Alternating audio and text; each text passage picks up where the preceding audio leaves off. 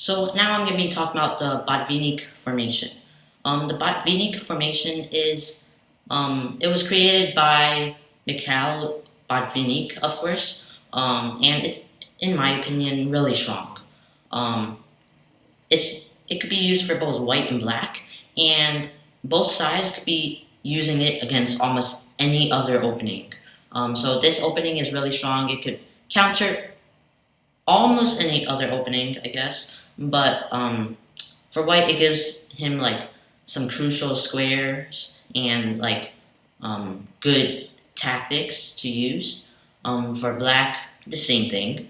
So yeah, let's get started. So this is how you would play the opening for white and black. I'm gonna show this at the same time. So for white, you're gonna have to move to c4. Black, same thing, just opposite, c5. And then for white, knight c3.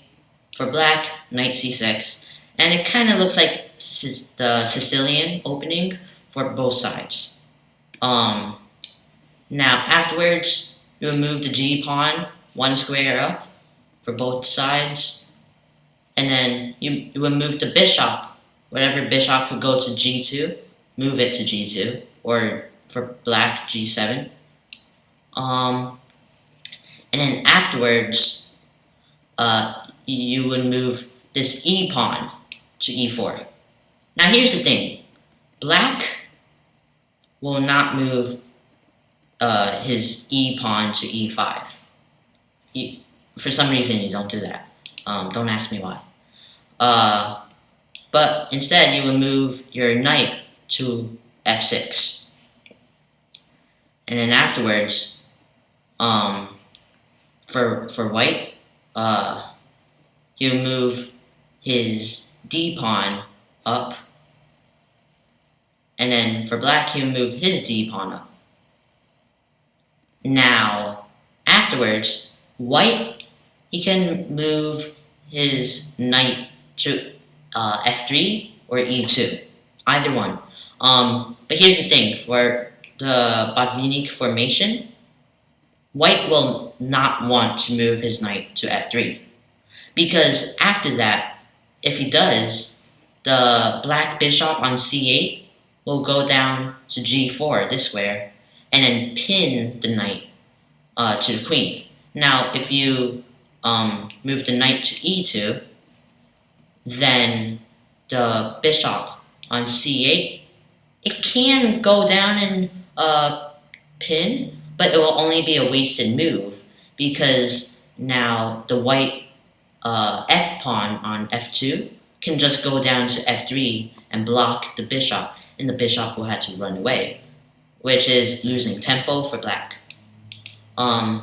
So instead, black wants a castle, and then white would want a castle. So this is the Botvinnik formation for both white and black. It's similar, but not the same.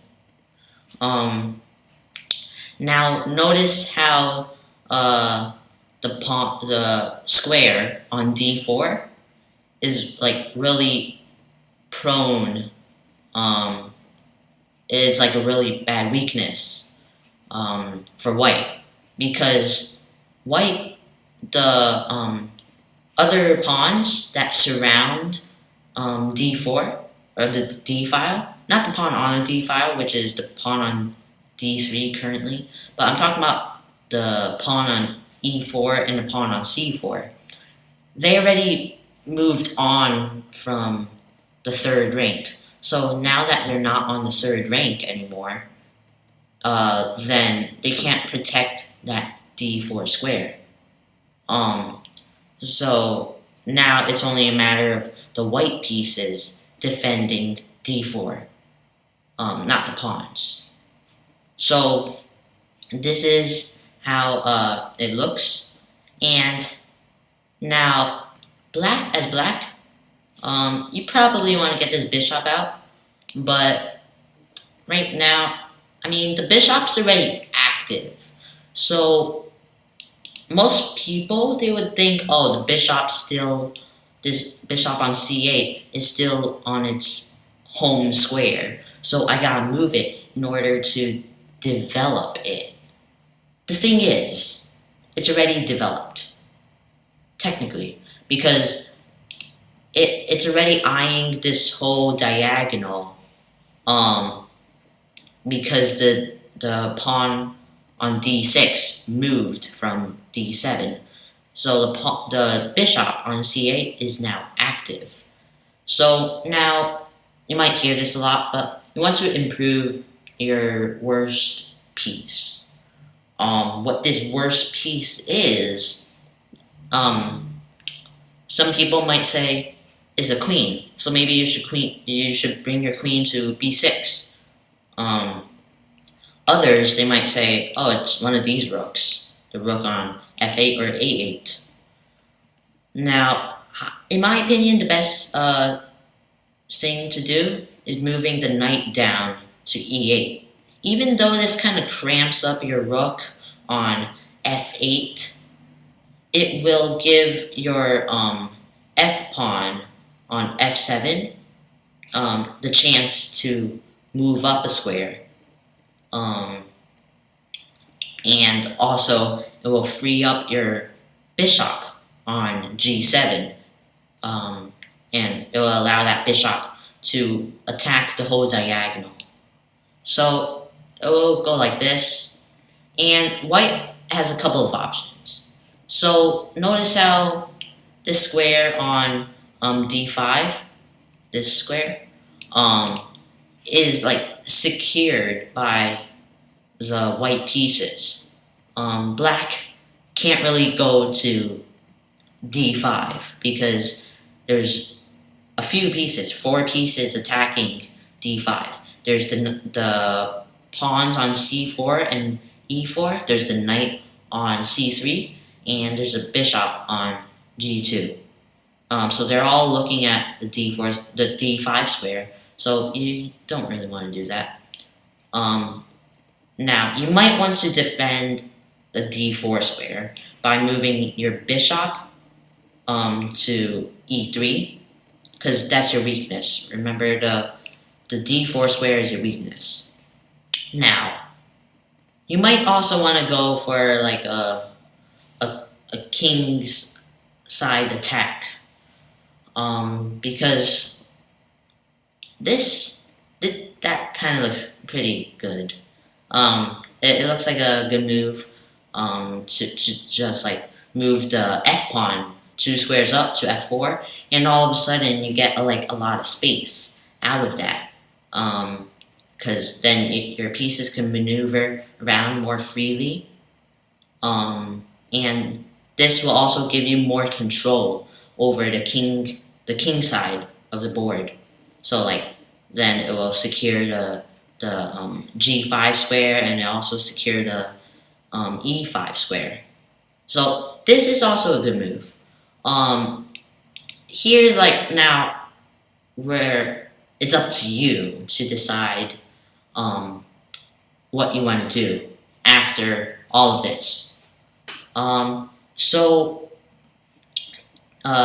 people who like playing like defense, maybe e3 would sound good.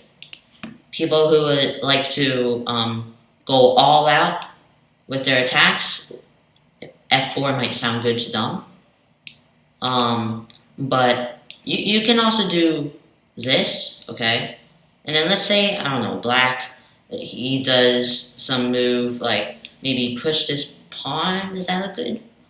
I mean, he could push like this pawn up, or even up here, or he might want to push this e pawn up. Let's go with that. Gives you more control. Now, white can go down to d2, and then now let's say black then decides to do this. Then okay, so this knight not really in danger because there's the bishop on g7. Even though the bishop on g7 is looking at the knight, this knight could capture back. So you can do this. Okay, so I'm not sure which video I said this in, but I said this in some video. I said that this, if you're someone against the fianchetto, like if you're, like in this case, white or black, they both have fianchettos. So what you want to do is take out that bishop in that fianchetto. So now let's say this bishop takes back, and then the queen takes back. You're taking out the fianchetto. And now black all of a sudden is like trapped because those dark square complexes are now controlled by the white queen. And so now black has to turn his attention to defending and not attacking anymore. I mean, he could still attack, don't get me wrong. Like, he could still do, he could try to trap the queen by doing this. So the queen doesn't have the diagonal to go back to. If it takes the pawn, then the black queen will take. Obviously this is a pretty, bad scenario for the queen, but it could just like move down, right? Or even move down here. So it will get away, alright, but it will also still be eyeing this whole H file as well. Now, you don't even have to get away, because there's no immediate threat yet. So this is where I'm gonna leave it for today. Here, you can like play it out for yourselves, but this is it for the video. So, if you guys enjoyed this video, leave a like, subscribe, and click that notifications bell so you never miss another video.